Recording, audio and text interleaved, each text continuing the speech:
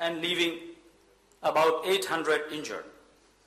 India has seen many phases of terrorist attacks over the years, from the rebellious insurgency in the northeast to the extremist separatist violence in Punjab to the proxy war and sponsored acts of aggravation from across the border in J&K to the violent terrorist attacks of various types across many cities and states in recent years, causing mindless killing of innocent people.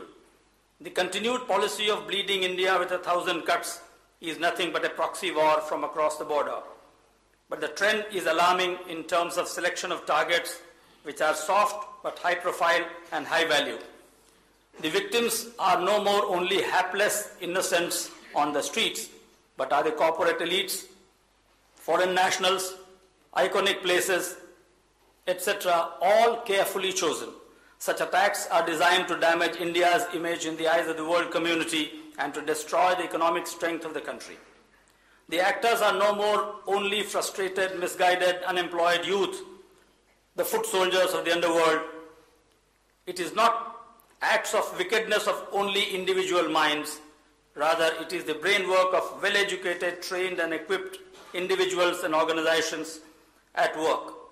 The attacks are out of meticulous planning, mobilization of enormous resources, and for achieving certain well-thought-out geopolitical objectives. The tools are no more confined to the use of only explosives. It is a deadly combination of assault weapons, automatic weapons, grenades, and explosives. It would not be a surprise if it is a biological or a chemical agent or a radioactive, a dirty bomb in the future. The dastardly attacks on the city and innocent citizens of this and many other countries on November 26, 2008 exhibited a paradigm shift in the way terrorist acts that were planned and executed with military-type training and planning and support. Future attacks by terrorists, similarly trained and equipped and with communication systems that could not this time be traced back to their handlers, could be expected. Maharashtra has witnessed several terrorist acts, and so far 740 persons have lost their lives, more than 2,700 have been injured, and property worth hundreds of crores has been lost. Terrorism has no religion. We have witnessed terrorist violence from persons of various communities in different parts of the country at different times, Sikhs, Hindus, Muslims. Maharashtra has also witnessed terror acts by Hindu fanatics in different parts of the state. This disconcerting development of violent actions from different religious groups has serious and grave consequences for the security and integrity of the country. We, the investigating agencies, see terrorists as terrorists, but we often find terrorists being seen by many people as community X, community Y, Hindus or Muslims. This trend seriously endangers our walking into the trap laid down by the perpetrators of this mindless terrorist violence. It also hampers investigations and puts undue pressures on the investigating agencies. India may not be the only country facing terrorist attacks, but it has the dubious record of suffering maximum deaths caused by terrorist attacks. It is also a fact that the security personnel laying down their lives on internal security duties far exceeds the number of soldiers losing their lives defending the country's borders. This is the third such seminar organized in Mumbai after 26/11. In fact, at the same venue on this important contemporary topic. While the police have transformed some of the ideas into action that emerged out of the earlier seminars, I am aware of the miles ahead of us. Seminars like this open up space for debate on internal security, throws up innovative ideas, broaden the intellect, sharpen our vision, and above all, renews our collective commitment in the fight against terrorism. The success of the Indian police in tackling terror attacks is a mixed bag. What stands out as a crown of glory is the rooting of extremism in Punjab. We have Sri Ribeiro amongst us. Left-wing Maoist in Andhra Pradesh, and to some extent stemming the separatist movement and bloodshed in Jammu and Kashmir. These successes owe largely to the visionary approach of individual leaders and the political will and support shown by the powers that be in the particular point of time. Such experiences have not contributed to systemic improvements.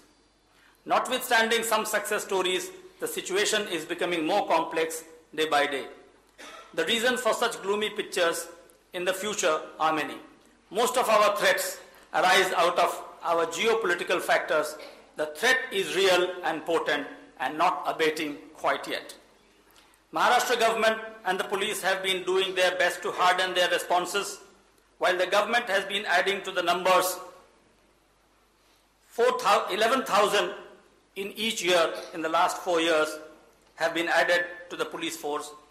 The police today is better equipped, better armed, and has the necessary ability to take on terrorist attacks. While central government has responded by stationing a hub of NSG at Mumbai, Maharashtra too has raised its own commando force, the Force 1, to deal with such terrorist and other related crises. A state industrial security force is being raised to provide security to important assets in the state and to take on guarding and such other routine duties, freeing the police from such duties to perform other core duties. A crucial factor in winning the war against terrorism is timely and precise tactical intelligence. To build on our intelligence capabilities, the State Intelligence Branch has now separate cadre of its own and recruits personnel at 2 levels directly. This has helped in recruitment of better talent for the intelligence services.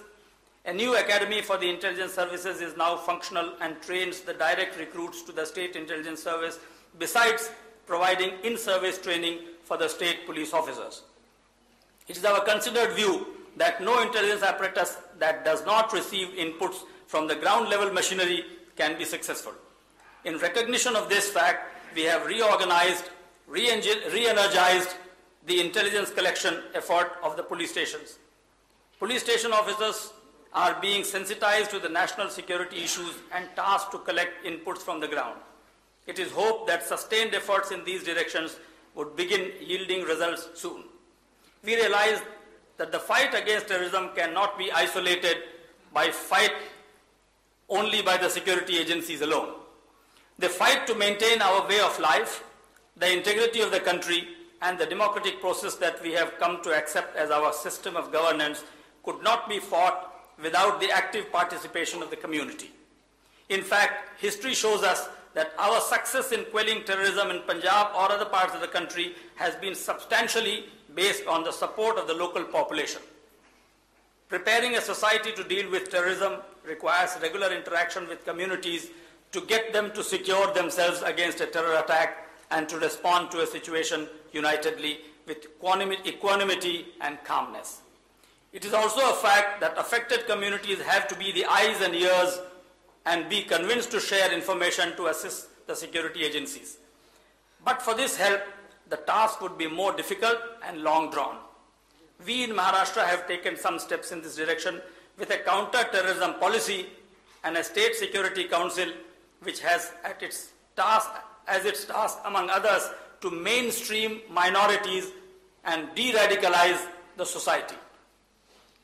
Through seminars like this and through the participation of the inspiring leaders like our Honorable former President of India, Dr. APJ Abdul Kalam, we attempt to reach out to the people with the right message. Sir, your message on the issue will be most valuable not only for us, the police, but the entire community. We have today with us His Excellency the Governor of Maharashtra to address us on this topical subject. We also have amongst us Shri Shyamal Datta, former Director Intelligence Bureau and former Governor of Maharashtra, Governor of Nagaland, who has himself led